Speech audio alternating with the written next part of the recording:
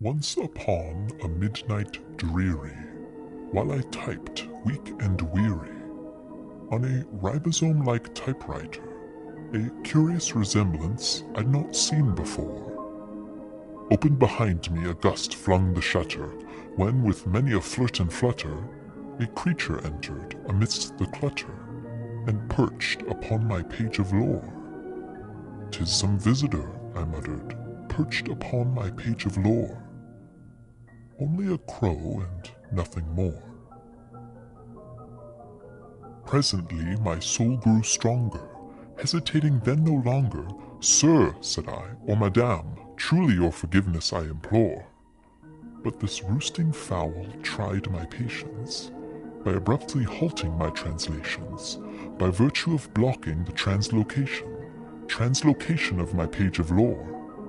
"Like a macrolide," I whispered, "bound to the 50s ribosomal core, bacteriostatic forevermore."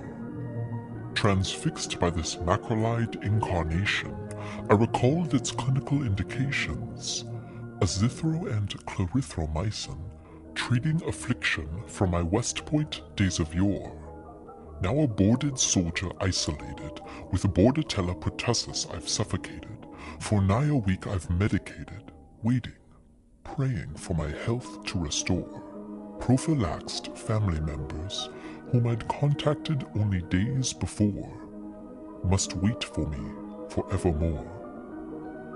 Presently my senses grew tired, my mind ruminating on pneumonia community acquired. Strep pneumo, H flu, and moraxella, combated by penicillins heretofore, were embodied in this armor suit, rapidly decaying as rust takes root, as if by some respiratory infection acute, battled in vain by the penicillins I now deplore. Like this violet sword, a penicillin allergy I bore, until macrolides provided coverage for the pneumonia lifted forevermore. Distinctly I remember, it was the bleak December, when an atypical winter had descended upon the harbor's Bostonian shore.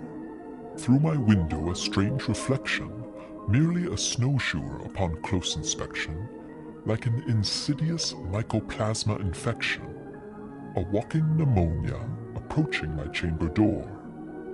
"'Tis some cold visitor entreating entrance at my chamber door.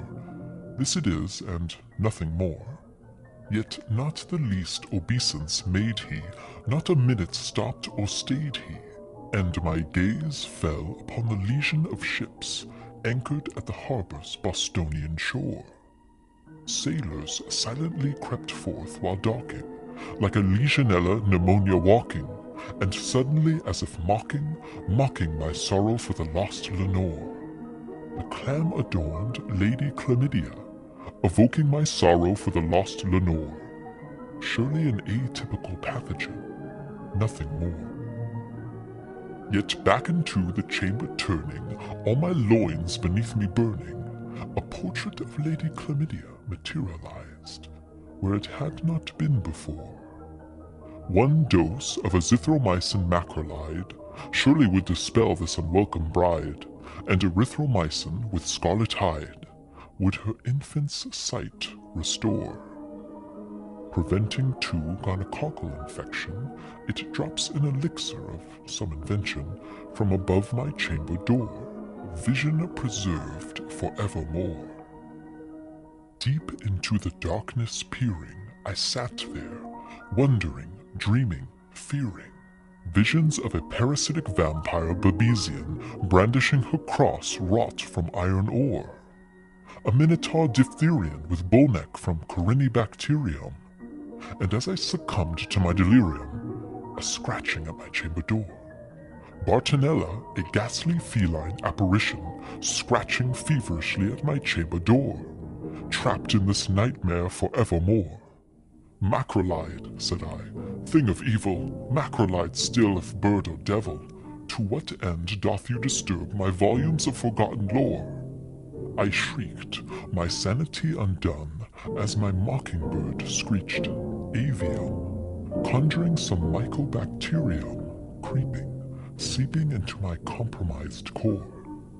Azithromycin, I cried, will protect my brethren with less than 50 CD4, and lift this hex forevermore. Instantly the visions ceased. Then, as if by some GI motility increased, a dampness spread, from I not know where accumulating on my chamber floor.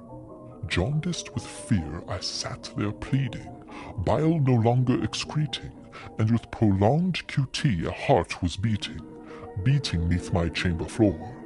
A torsade of points endlessly repeating, beating neath my chamber floor. The crow looked on, nothing more. That crow, that macrolide incarnation, sends one final ominous manifestation. A cytochrome carriage overturned begets P450 inhibition forevermore. Clarithromycin perched, still portending a gruesome and unfortunate ending. Helicobacter pylori thus descending to return me to my lost Lenore.